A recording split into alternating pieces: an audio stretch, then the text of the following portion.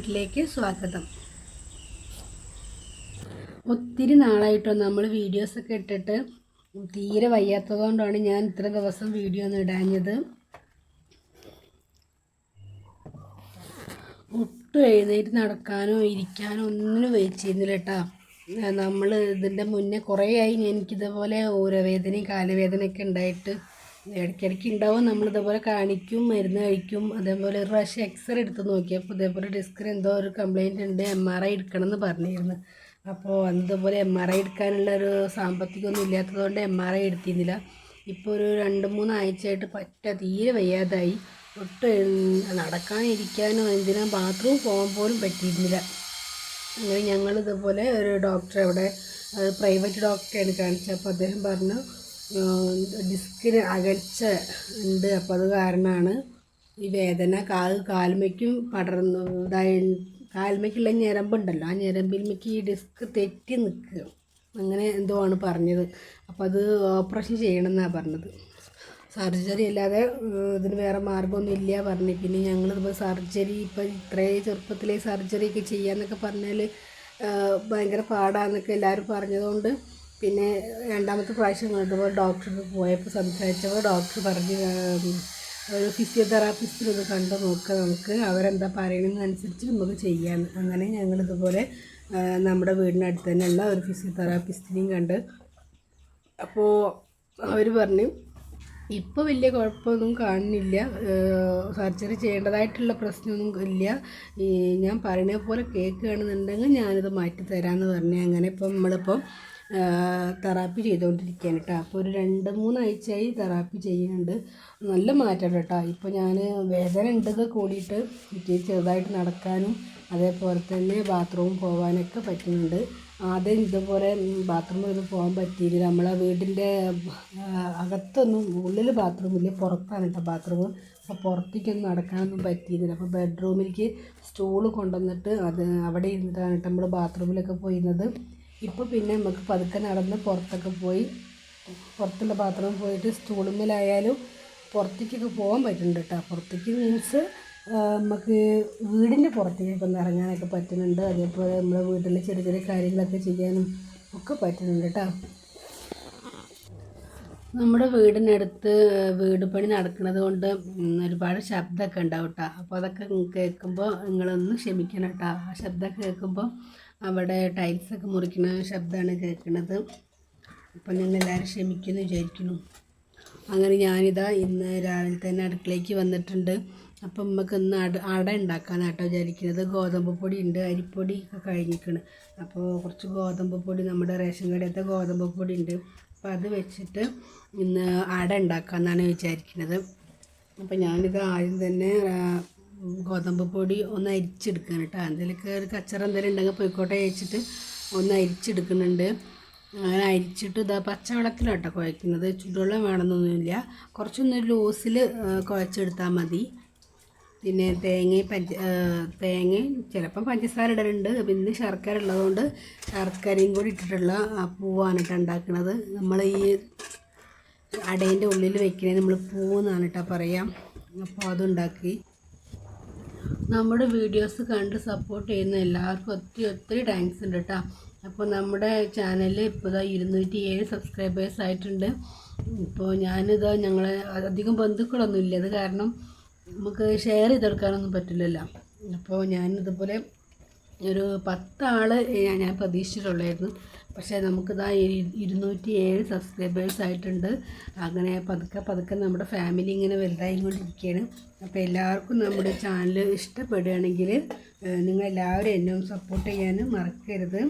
Like ചെയ്യാനും subscribe ചെയ്യാനും comment ചെയ്യാനും ഷെയർ ചെയ്യാനൊന്നും മറക്കരുത്. അപ്പോൾ സബ്സ്ക്രൈബ് ചെയ്തുകൊണ്ട് അല്ലാതെയും കാണുന്ന എല്ലാവർക്കും ഒത്തിരി നന്ദിയുണ്ട് കേട്ടോ.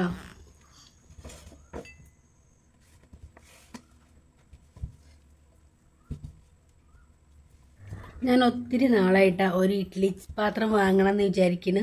അപ്പോൾ നമ്മളെത്താത്ത കഴിഞ്ഞ ദിവസം ഇതേപോലെ നെസ്റ്റോയിൽ എവിടെ പോയപ്പോൾ ഇത്താത്ത മേടിച്ചപ്പോൾ അതേപോലെ എനിക്കും ഒരു ഇഡ്ഡലി ചെമ്പ് മേടിച്ച് തന്നിട്ടുണ്ട് കേട്ടോ. അപ്പോൾ അതിൽ ആദ്യമായിട്ട് നമ്മൾ ഉണ്ടാക്കുന്നത് ഈ അടയാണ് കേട്ടോ. അപ്പോൾ നമുക്ക് വാഴൻ്റെ ഇലയിലാണ് ഞാൻ അട ഉണ്ടാക്കുന്നത്. അപ്പോൾ ഇത്താത്ത മേടിച്ചെന്ന് വെച്ചാൽ ഞാൻ ക്യാഷ് കുറേ കൊടുത്ത് ഞാൻ കുറേ ഇത്താത്ത അതാ പൈസ അതാ പറഞ്ഞിട്ട് കൊടുത്തു. പക്ഷെ ഇത്താത്ത മേടിച്ചില്ല കേട്ടാ. അപ്പോൾ ഞാൻ കുറേ ഇതുപോലെ ഒരു ഇഡ്ഡലി ചെമ്പ് ഇങ്ങനെ പറയും. നമ്മളെ വീട്ടിൽ ഇഡ്ഡലി നൂൽപുട്ട് അങ്ങനത്തെ അതൊന്നും ഉണ്ടാക്കാറില്ല കേട്ടോ. ഈ പാത്രം ഇല്ലാത്തതുകൊണ്ട് ചില ദിവസങ്ങളിൽ ഞാൻ ഈ നൂൽപുട്ട് ഈ ചെമ്പിൻ്റെ മുകളിൽ ഇങ്ങനെ തുണി വെച്ചിട്ടൊക്കെ ചില സമയത്തൊക്കെ ഉണ്ടാക്കാറുണ്ട്. പക്ഷേ ഈ ഇഡ്ഡലി ചെമ്പിൽ ഉണ്ടാക്കുമ്പോൾ നല്ല ഭംഗിയുള്ള കാണാൻ, ചെറിയ ചെറിയ നൂലപ്പായിട്ട് കിട്ടുമല്ലോ. അപ്പോൾ ഞാനത് ഇങ്ങനെ പറയലുണ്ട് ചില സമയത്ത്. അപ്പോൾ താത്ത അതേപോലെ നെസ്റ്റോയിൽ പോയപ്പോൾ താത്താക്ക് മേടിച്ചപ്പോൾ എനിക്കും ഒന്ന് മേടിച്ചിട്ടാണ്. ചെറുതാണ്, 2 തട്ടുള്ള, കുഴപ്പമൊന്നുമില്ല, നമുക്ക് അത് വലുതാണ്. അപ്പോൾ അതിലാണ് നമ്മൾ അട ഉണ്ടാക്കുന്നത്. അപ്പോൾ വാഴൻ്റെ ഇലയിലാണ് കേട്ടോ ഉണ്ടാക്കുന്നത്. സാധാരണ ഞങ്ങളിവിടെ പൊടിയൻ്റെ ഇല എന്ന് പറഞ്ഞൊരു ഇല ഉണ്ട്, ആ ഇല വെച്ചിട്ടാണ് ഉണ്ടാക്കുന്നത്. അപ്പോൾ ആ ഇല ഇപ്പോൾ ഈ മഴക്കാലം അല്ലല്ലോ, അപ്പോൾ ഈ ഇലയൊക്കെ ഒരു തരം കളറ് പോലെ ഒരു ഓട്ടൊക്കെ വന്നിട്ട് ഒരു വൃത്തിയില്ല ഇല കാണാൻ. അപ്പോൾ ഞാൻ വിചാരിച്ച് വാഴൻ്റെ ഇലയിൽ ഉണ്ടാക്കാമെന്ന്. അപ്പോൾ അത് അപ്പമൊക്കെ പരത്തി ആദ്യം ഒന്നിച്ച് പരത്തുകയാണ് കേട്ടോ ചെയ്തത്. കാരണം നമ്മൾ അപ്പത്തേക്ക് വെക്കാനുള്ള പൂവുണ്ടല്ലോ, അത് കുറച്ച് ഉണ്ടാക്കി വെച്ചിട്ടുണ്ട്. അപ്പോൾ അത് എല്ലാത്തിലേക്കും തികയുമെന്ന് അറിയില്ലല്ലോ. അപ്പോൾ ആദ്യം എല്ലാം ഒന്ന് പരത്തി വെച്ചതിന് ശേഷം നമുക്ക് എല്ലാറ്റിലും ഒരേ ഇതിലിങ്ങനെ പൂവിട്ട് കൊടുക്കാമെന്നാണ് വിചാരിക്കുന്നത്. അങ്ങനെ ഇതാ അടയ്ക്കുള്ള ഗോതമ്പ് മാവൊക്കെ നമ്മളിതാ ഈ വാഴൻ്റെ ഇലയിലൊക്കെ പരത്തി റെഡിയാക്കിയതിന് ശേഷം പിന്നെ നമ്മൾ പൂവൊക്കെ ഇലയിലേക്ക് ഒരേപോലെ കറക്റ്റാക്കി ഇട്ട് കൊടുത്തിട്ടുണ്ട് കേട്ടോ. അങ്ങനെ ഞാനിതാ ഇലയൊക്കെ മടക്കി വെച്ചിട്ടുണ്ട്. ഇനി നമുക്ക് ഇഡ്ഡലി ചെമ്പിൽ കുറച്ച് വെള്ളം എടുത്തിട്ട് അതിൻ്റെ മുകളിൽ തട്ട് വെച്ചിട്ട് ഇങ്ങനെ പരത്തി വെച്ച് കൊടുക്കുക കേട്ടോ. ഇവിടെ എല്ലാവർക്കും അടയൊന്നും അത്ര ഇഷ്ടമല്ല കേട്ടോ. അട വൈകുന്നേരം സമയത്തൊക്കെ വൈകുന്നേരം കടിയൊക്കെ ആയിട്ട് കൊടുക്കുകയാണെങ്കിൽ അടയ്ക്ക് എല്ലാവരും തിന്നും. രാവിലെ സമയത്തൊന്നും മധുരം ഉള്ളതുകൊണ്ട് അത്ര ആരും തിന്നലില്ല കേട്ടോ. പക്ഷെ ഞാൻ തിന്നും, എനിക്ക് പിന്നെ അങ്ങനെ നിർബന്ധങ്ങളൊന്നുമില്ല, എന്ത് കിട്ടിയാലും കഴിക്കും. അപ്പോൾ ഞാനിതാ താത്താക്ക് 2 കൊടുക്കാമെന്ന് വിചാരിച്ചിട്ട് അങ്ങനെ അടയൊക്കെ പരത്തി എടുത്തിട്ടുണ്ട്. പിന്നെ അച്ഛയ്ക്കും അമ്മയ്ക്കൊക്കെ കഞ്ഞി ഉണ്ടാക്കാമെന്ന് കേട്ടോ വിചാരിക്കേണ്ടത്. പിന്നെ നമുക്ക് ദോശ, ഓട്ടപ്പം, പുട്ടൊന്നും ഉണ്ടാക്കാനുള്ള പൊടി ഇല്ലാത്തതുകൊണ്ട് പിന്നെ ഗോതമ്പ് പുട്ടൊക്കെ ഉണ്ടാക്കാം. പക്ഷെ അച്ഛനൊന്നും ഇത്ര ഇഷ്ടമല്ല, അതുകൊണ്ടാണ് പിന്നെ ഞാൻ അട ഉണ്ടാക്കിയത് കേട്ടോ. പിന്നെ നമ്മളെ നാത്തൂൻ്റെ മോളും വന്നിട്ടുണ്ട്, ഓൾക്ക് ഇഷ്ടമാണ് അട. ഇതേപോലെ അവൾക്കും അവളുടെ അനിയനും നല്ല ഇഷ്ടമാണ് അട. അപ്പോൾ ഒരു വരുന്ന സമയങ്ങളിലൊക്കെ ഞാൻ അട ഉണ്ടാക്കി കൊടുക്കാറുണ്ട് കേട്ടോ. അപ്പോൾ അവിടെ അട ആവണ നേരം കൊണ്ട് നമുക്ക് ഇതാ കുറച്ച് പാത്രങ്ങളൊക്കെ ഉണ്ട്, അതൊക്കെ ഒന്ന് കഴുകി വെക്കുക. പിന്നെ മുറ്റടിയൊക്കെ ഞാൻ കഴിച്ചിട്ടുണ്ട്. ആദ്യം തന്നെ മുറ്റടിയൊക്കെ കഴിച്ചിട്ടാണ് ഞാൻ അടുക്കളയ്ക്ക് വന്നത്. അപ്പോൾ നമ്മൾ ഈ അട ഉണ്ടാക്കിയ കുറച്ച് പാത്രമൊക്കെ ഉണ്ടല്ലോ, പാത്രമൊക്കെ ഒന്ന് കഴുകി വെക്കുക. പിന്നെ അലക്കാനുണ്ട്, കുളിക്കാനുണ്ട്, തുടയ്ക്കാനില്ല കേട്ടോ. നമ്മളെ വീട്ടിൽ ആകെ അടിച്ചു വാരാനേ ഉണ്ടാവുള്ളൂ. നിലത്തിൻ്റെ പണി ചെയ്യാത്തതുകൊണ്ട് തുടയ്ക്കുന്ന പണിയില്ല. പക്ഷേ ഈ പൊടിക്കാരൊക്കെ ആയാൽ ഭയങ്കര പാടാണ്. ഈ പൊടിക്കും അടിച്ച് വരുന്ന സമയത്ത് വെള്ളം തെളിച്ചതിൻ്റെ ശേഷം അടിച്ച് വരുമ്പോൾ നമുക്ക് അല്ലെങ്കിൽ ഭയങ്കര പൊടി പാറും. അതൊക്കെ ഭയങ്കര ബുദ്ധിമുട്ടാണ്. ഈ അലർജിയൊക്കെ ഉണ്ടാവും. ഈ നമ്മളടി നട്ടല് എന്താ പറയുക, കാല് വേദന ഉള്ളത് കാരണം നമ്മൾ കുനിഞ്ഞുള്ള പണികളൊന്നും അധികം എടുക്കാൻ പറ്റില്ല.